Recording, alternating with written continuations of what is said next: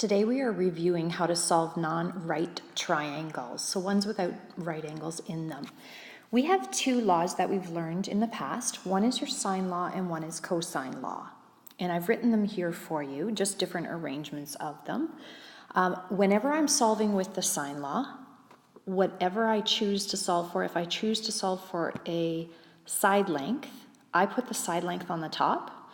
And whenever I choose to or need to solve for an angle, I'm going to put my angles on the top. It just makes it a bit simpler to solve. One of the key things that you should know from the past is when to use the sine law and the cosine law.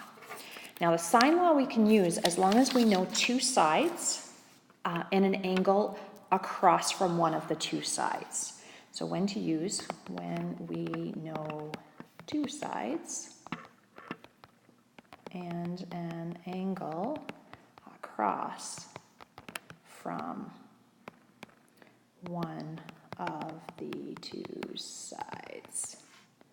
Let's fix that across, and that is really huge. Let's see if I can select that all and make a smaller font here. That's much better. Okay, so that is true there. We also can use it if we know two angles and any side. So as long as we know two angles and any side as well, we can use that.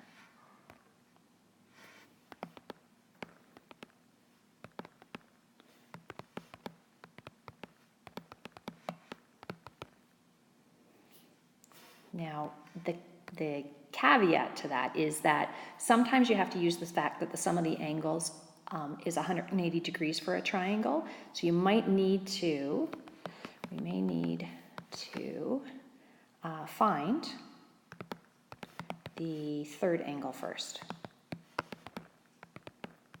before we can actually use the sine law on that.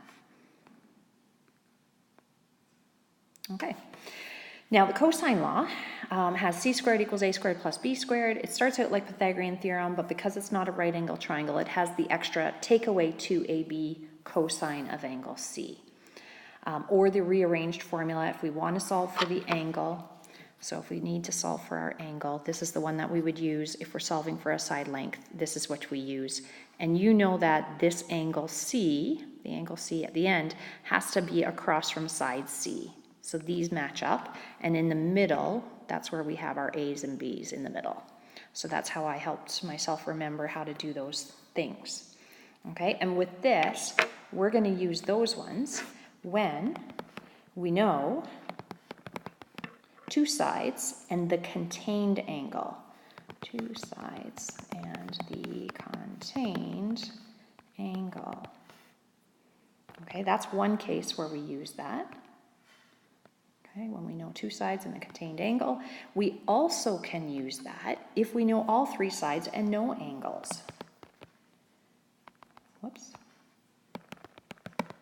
When we know all three sides and no angles. That's when we want to be using the cosine law. So two possibilities there. And I've kind of lined them up. If you know two sides and the contained angle, you're going to use this first one.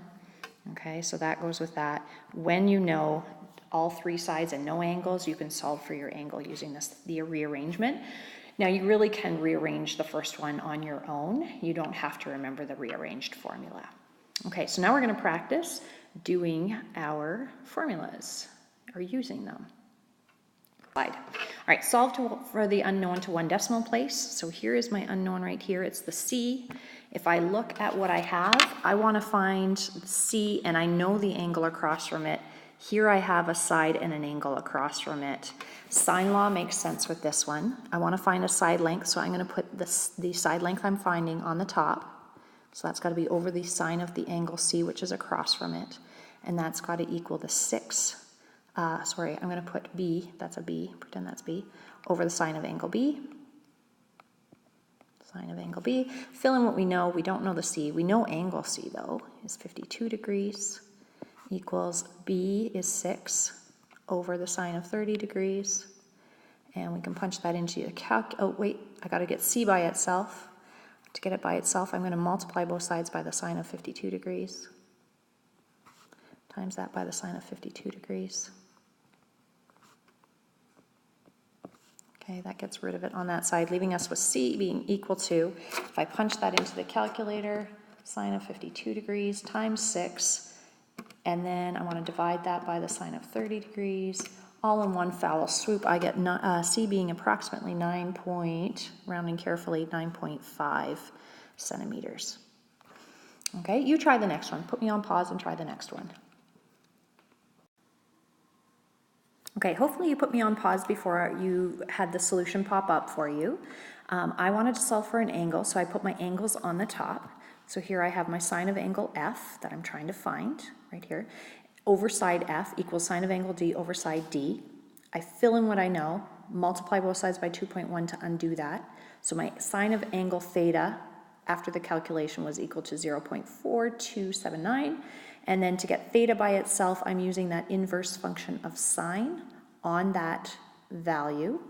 And I ended up with about 25.3 degrees. Makes sense, and you got the right answer. All right, moving on to part C here. We're looking for finding side H, and that's across from angle H. But this time I don't have an angle across from one of my given sides. So I can't use sine law for this.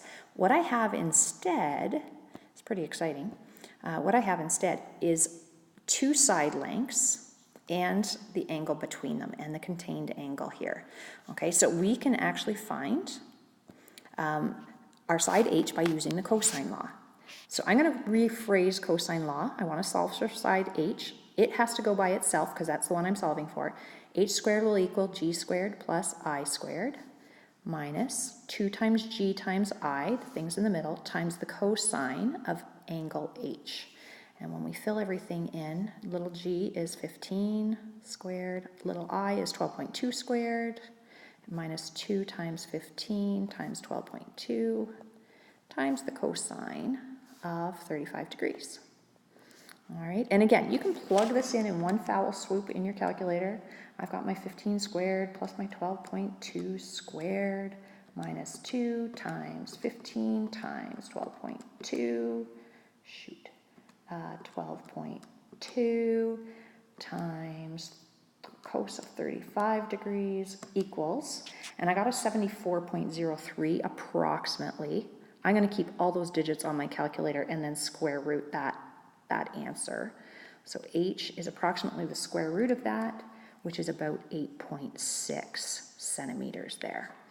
Okay, the next example is the other version of this. We're going to solve for theta when we know all three sides. So I'll give you a chance to try that. I'll put myself on, you put me on pause, and then you can check your answer. And one last thing.